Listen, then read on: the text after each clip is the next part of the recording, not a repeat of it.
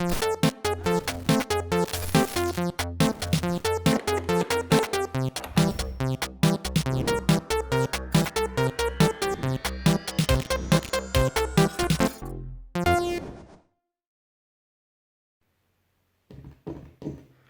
mateys, back again with another episode. Today we will install this 3D printed lovely little bit of plastic here for the Amiga.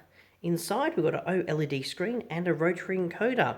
We'll be working on another Gotek drive that is in my Amiga 500 that I have. So I have already started feeding some of the cables through it, so we'll do a bit of magic and we'll get it here on the board.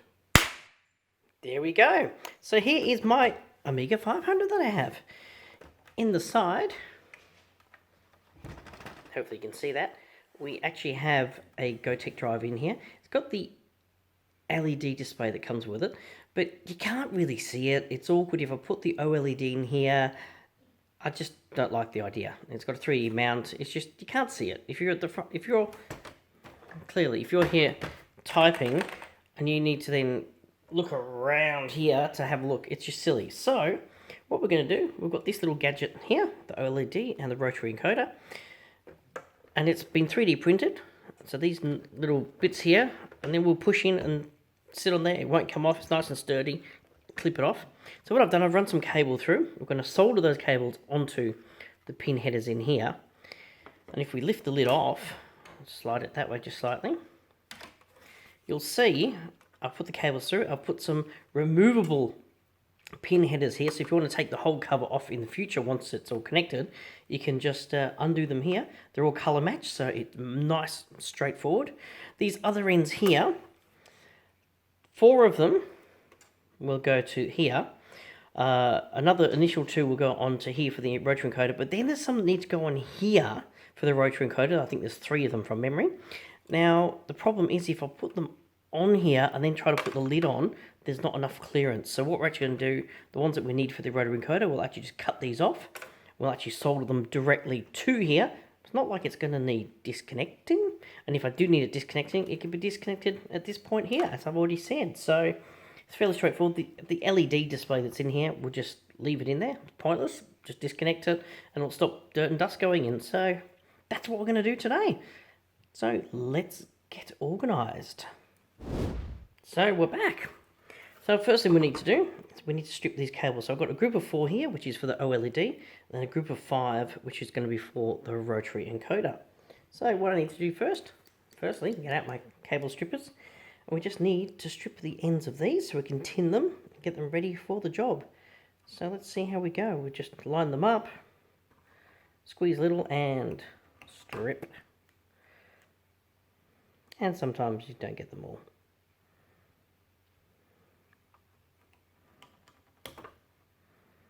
No, okay, so we've got 1 in that lot, so let's just do individually. I was trying not to do individually, I was just trying to save time, but sometimes saving time, you don't. That's 3 of them done.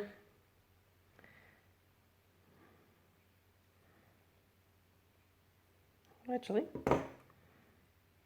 almost, that one is almost done, just give them a little bit extra.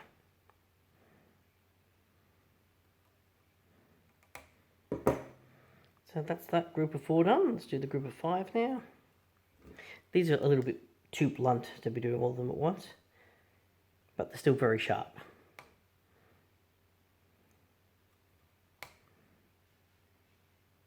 That's 1.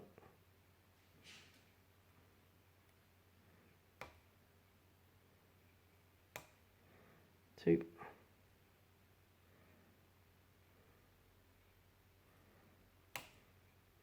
3. There is actually a wire stripping tool you can get to do this. Just one I don't have in my collection, oddly. There we go, they're all done. So what we need to do now is we need to tin those. So I don't want any solder going onto the Amiga, so we'll just fold that down, pop those on there just to hold it. Have our trusty solder drawing iron over here. And we'll just tin these away, like so.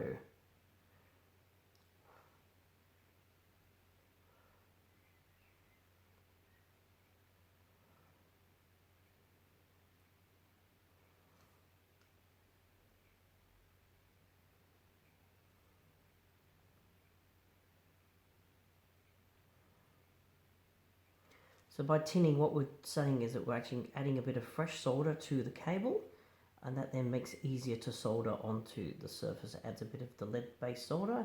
I only ever use lead-based, mainly because it's easy to work with and gives a better connection than the lead-free that is on most modern electronics. That's great. Well, they're all done. So now what we need to do is we need to get a display, figure out what is what on here, which I've got it listed over there, and we'll solder those onto here. I'll get some heat shrink as well, so we can then put a bit of heat shrink on, just in case if a wire does come off, it's not going to short or anything. So we'll be back in just a second. So here's some heat shrink. So I've just been cutting up a few little pieces, like so. And then we can slide those onto the cable. So what we do, we put those onto here, slide them all the way down. Might just separate these cables just a little bit more so we can slide them out of the way of the heat. If they're getting heat, they're going to shrink. That's the idea. So pop these on. I'll just do 4 for now for the first section of soldering that we're doing. There we go. Dunk.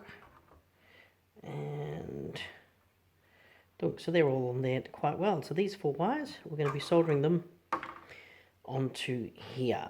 So let's get that organised. So, and that's just a close-up of what the heat shrink looks like. I get it in a box like so. I've got all different sizes. Today we're using the smaller size down here, but you can see, and it goes much bigger. You can get meter-long strips and all sorts of stuff, but that's what I generally use. Just a nice, handy little kit. So we've got 2 spare, so we'll just pop those to the side. So the first one we're going to solder the ground pin onto here. So let's just add a bit of solder onto that pin, and we'll make it so. So here's our soldering iron. Just come in here, heat up the pin slightly, and just add a bit of solder. There we go, that's great. I might as well go ahead and do all the rest of them, get them ready.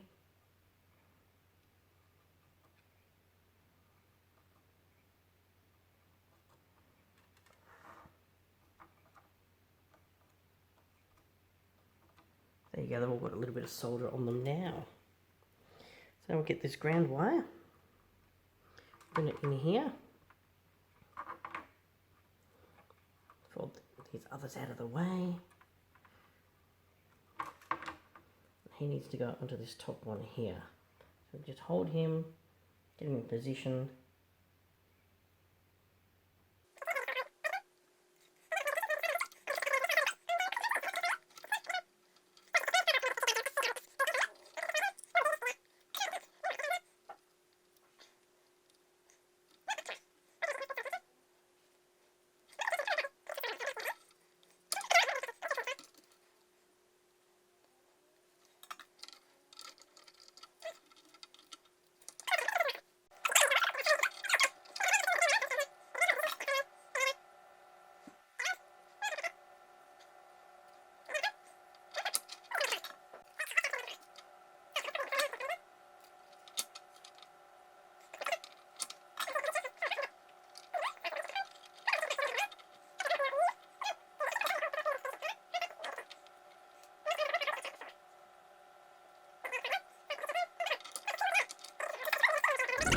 To make this a bit easier, we've now done those. We haven't shrunk up the heat shrink later, but to make this easier, I'm going to take the rotary encoder out of the housing, because trying to solder in here was a little challenging. So, take this out, just unscrew the nut, like so, pull the nut off, put it to the side, push it back out, so we can leave that to the side, and I've grabbed a set of jaws. So what we'll be able to do is just pop this into the set of jaws, tighten her up, and we can solder that just a little bit easier.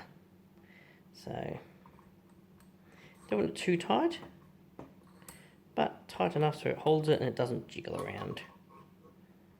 So there we go, that's nice and firm. This is just a cheap little vacuum type vise that I sometimes use. So there we go, that's that done. So now we need to just tin these pins. Tin the pins! So here's the solder, and we'll just run it backwards and forwards. See, that's how that's now silver, not gold. Bit of tin, bit of tin.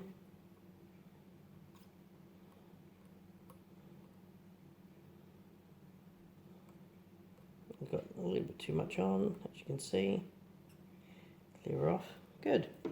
So they're now tin. So now what we're going to have to do is figure out which wire goes to here, on here, and we'll solder those on. Well, actually, it's quite simple. Well, it was. If I copied my previous one, we went blue, green, purple, grey, white. So grey, white, we can do purple. So it's just the last two we'd have to swap around. So okay, I'll get some more heat shrink because I haven't got any right here for this very second. Not cut to size anyhow, so we'll just quickly cut some up and we'll make that so. So here we go. We'll reach across. There's a heat shrink. And I'm going to want it about yay long. So what I do is just normally cut one and then just line the others next to it, like so. So that's 3, 4, and here's 2 that I prepared earlier. There we go. So we've now got 5. Just sit those there. Hopefully they don't fall in the grooves. So we'll pop one of these on at a time. Let's start from this end and work back across. So there we go. We can bring this over a bit closer to make this easier. I'll just hold this into place.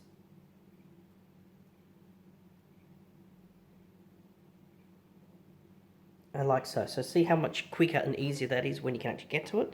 So once that's done, slide the heat shrink over and we move on to the next one. So the next one will be grey.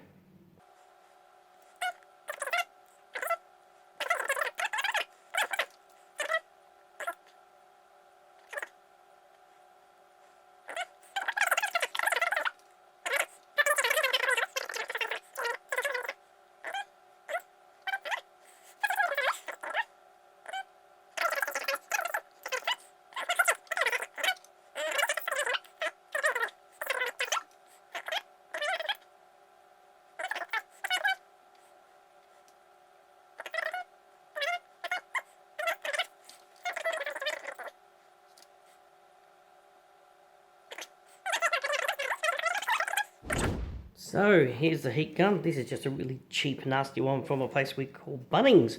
It's about a $25 one. 2 settings, low and high. We'll need to use it on low. I won't be talking while I do this because it's pretty noisy. So you'll just see that the heat shrink just shrinks up. It's nothing special. We'll turn her on.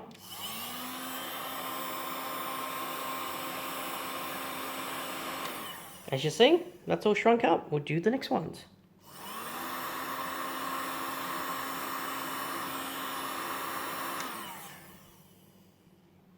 Let's just have a look. Perfect. So they're all done. Don't use too much heat because you'll end up melting your computer case or your hot glue, or you'll melt your solder that you've done. So if you don't have a heat gun, go into the bathroom and steal your missus' hairdryer, okay? Often the hairdryers are actually much safer because they don't get as hot because they're not going to want to burn your hair. So you can get a hairdryer. It might just take a little bit longer, but safety always. Great. Let's flip this around. We'll actually pull the cables through, pop that into position where we want it, and then we'll disconnect the cables on the other side and we'll put them on to the Amiga Gotek drive. So we'll get on to the next bit in just a sec. So here we go, just take this out of the jaws of life, as we can call them. Okay, we're not going to need this anymore, so that can go away. Now the rotary encoder, we'll pop him back into here. And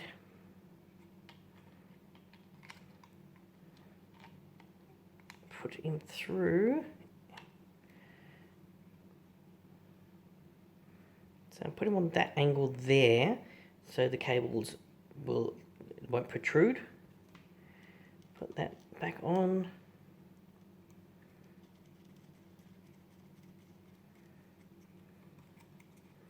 Tighten that up just a little. Always tempted to make sound effects for you guys, but I don't know if you'd appreciate me going ee-oo, ee-oo, ee-oo as I'm tightening things up. So there we go, that's just hand tight. So what we now need to do, move the solder out the way, is to mount this on here. So I need to feed this cable through. So we'll just... Now if you've got a bit of silicone spray, perfect for this job. So I'm just going to wiggle it through. Quite a tight fit. Wiggle it through. Keep wiggling. Keep wiggling. That'll probably do.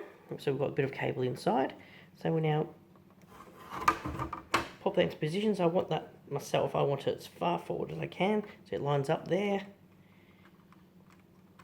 And do you hear that click? Almost.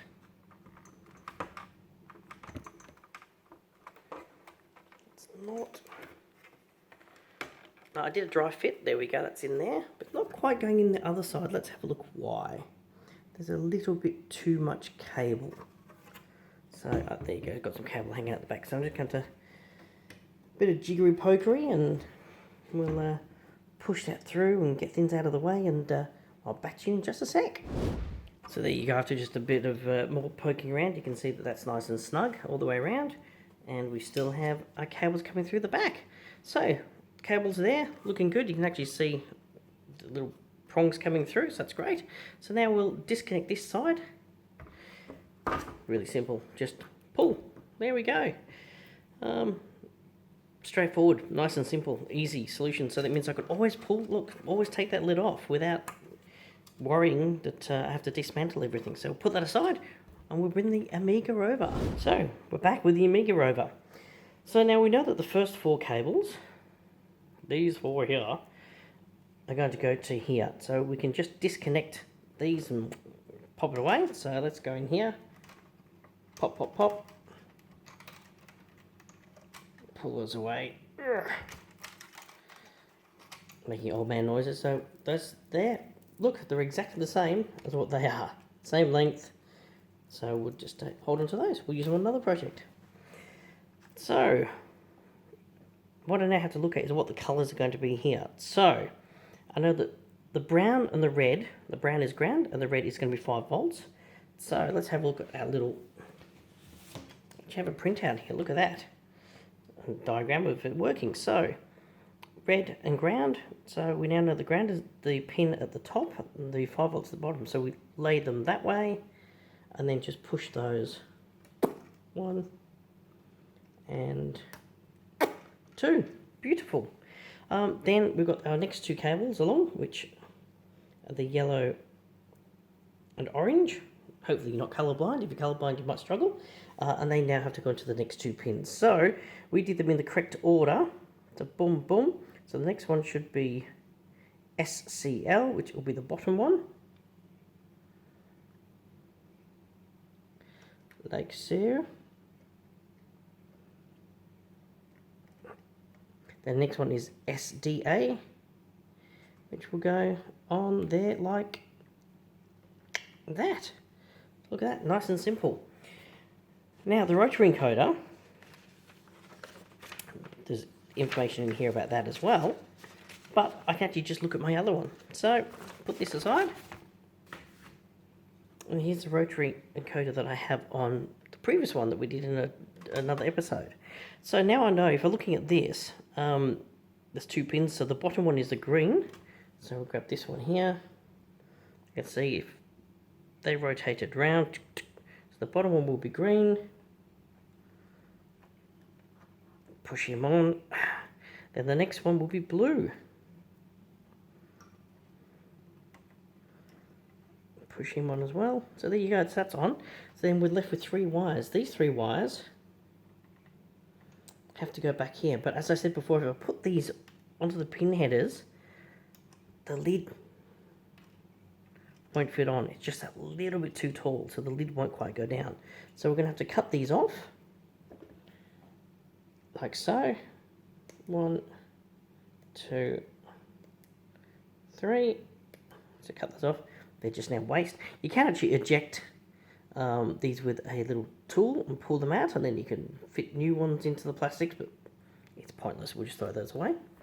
Now what we're going to do is we're going to have a look at these cables. I now know that the grey one goes all the way over here. So if I have a look at this one here, so it's a second pin in on the top row. So that's the first pin there, second pin in, and it's going to be the grey wire. So let's trim these off, tin them up, and off we go. So can we do 3 at once? I know we tried this before and it was a fail, so let's see if we can do it this time. Oh, look at that, like I bought one. Fabulous. Now let's get some solder, tin those up.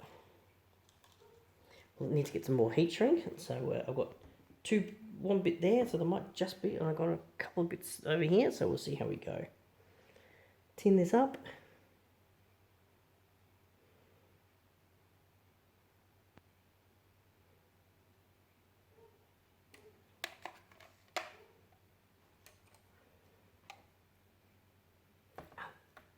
And you just saw me burn myself.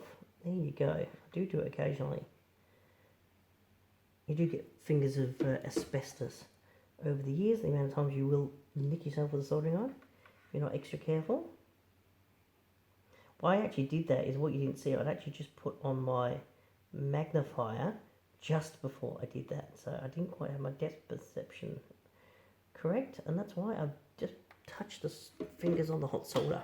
So they're all tinned up, so now we need to pop them onto these pins. So we'll tin one of those pins up and we'll get that happening.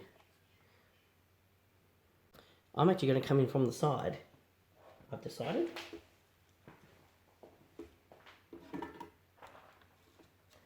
So it's this second pin here.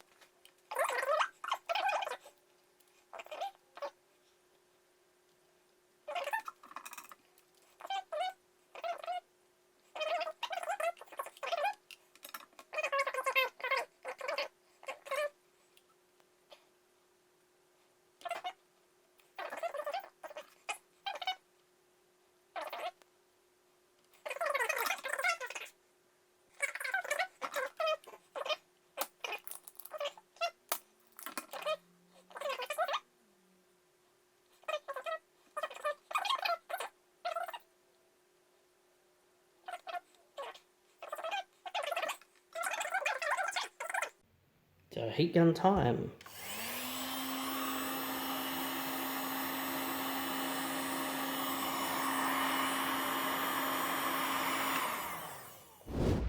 So that's all heated up, done all the heat shrinking. So here's the lid. So as I said, to make this easier, we've made this little ribbon cable. So let's just plug all these into each other. They're colour to colour. Nice and straightforward. So white to white.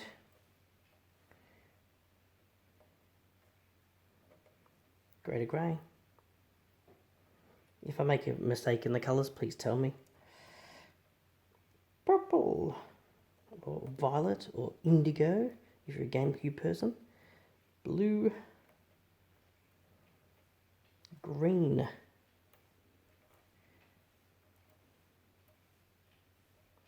Also coming up episode, we have a Game Gear getting recaps. You'll see that coming up really soon. And I've also had a friend send me a set of Joy-Cons for a Nintendo Switch that are damaged. I believe they got dropped. One of the buttons doesn't work. So they actually arrived yesterday. Thanks for sending them in. Thanks for the LEDs you sent in with them as well. That's awesome. And we'll pull those apart and check those in an up-and-coming episode. Find out what's broken and we'll order some bits in. And see how we go. So, final one should be brown to brown. So are they all the same? Look pretty good to me. Now, okay, they're pretty solid. But if you are worried that they're going to come undone, you just put a little bit of electrical tape around them. But I'm pretty confident they're going to be fine. So we can then put the lid back on. Put this round. And with this lid, you've got to slide it over this way. Because there's micro switches that are on the Gotek drive. There we go. Slide it over. And that's snapped into place. So what we'll now do, we'll grab the power supply. We'll hook it up without a screen for now. We'll just check that this is working. If this is working, then we'll chuck it over on the bench behind me and I'll show you the Amiga working.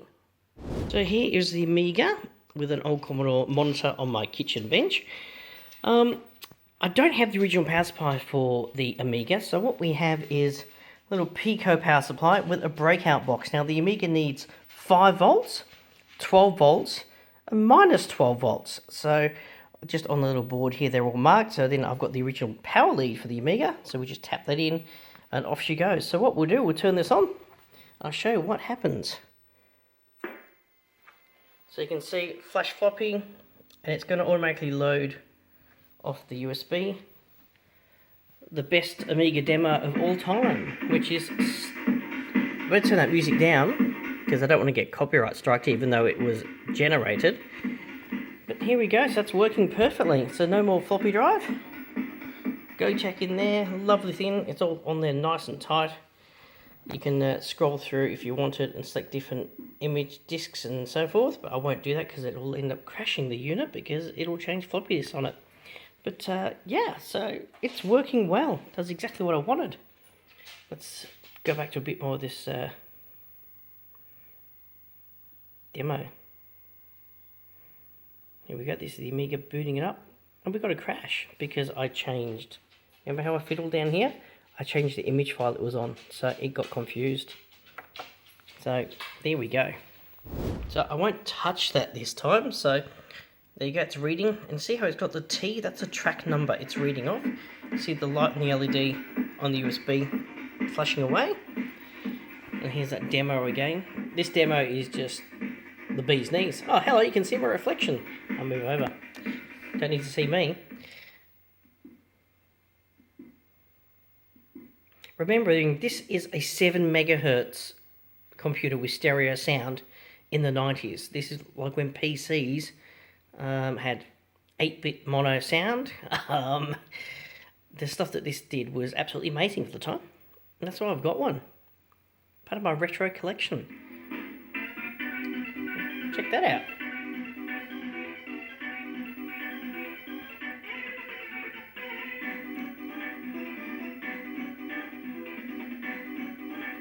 Very funky.